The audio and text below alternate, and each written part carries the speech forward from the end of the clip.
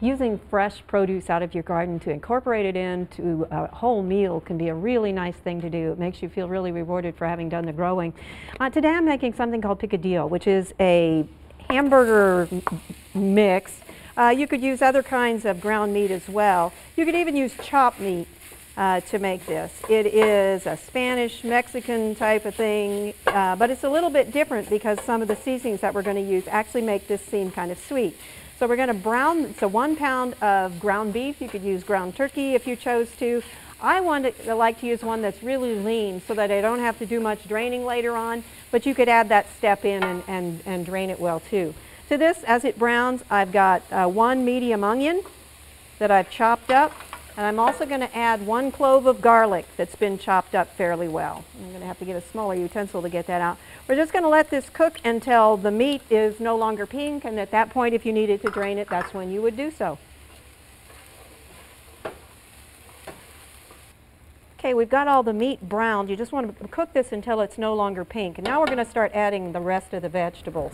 I've got 2 tomatoes that have been chopped up. And don't worry about seeding them. The seeds add a lot of nutrition as well as the flavor that comes with them. I've got a medium green pepper that we're adding in here with this.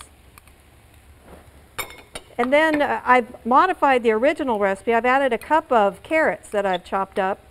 And you can cut these according to how you like them, but we want them to be able to cook, and this is going to cook for about 10 to 15 minutes, so they shall have plenty of time. And then medium zucchini is going in here. And now some of the little bit different ingredients. I'm going to add ½ a cup of raisins, and this is going to add a lot of sweetness to the dish.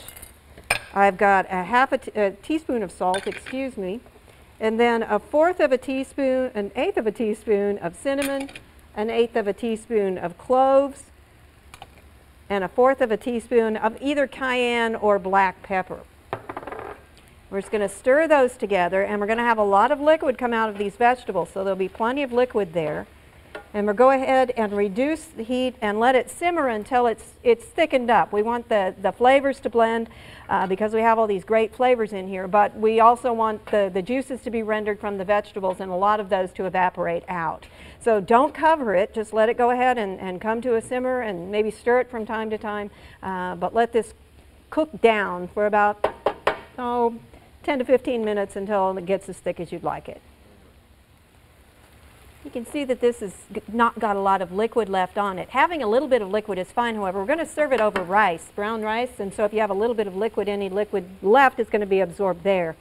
I have taken a ½ cup of slivered almonds and toasted them in a small saucepan just over this skillet on the range for just a few minutes. And we're going to put those in. This is going to be a great texture contrast, particularly with the raisins that are nice and soft and sweet. And then the second contrast we have here is 1/4 of a cup of green olives, pimento stuffed olives, that again have that different kind of taste. It's salty and bitter, and it really makes this dish have a lot of depth to it. And we're just stir those together. Once you stir those in, you pretty much are going to need to be ready to serve because the almonds will get a little bit softer as you go.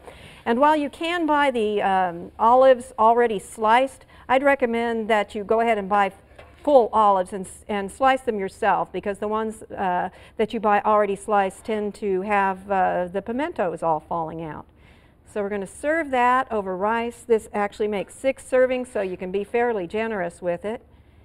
And it is a wonderful dinner, and it gets even better the second day. So if you don't use it all on day 1, by all means, go ahead and make the full recipe. This is called Picadillo for Oklahoma Gardening. This is Barbara Brown.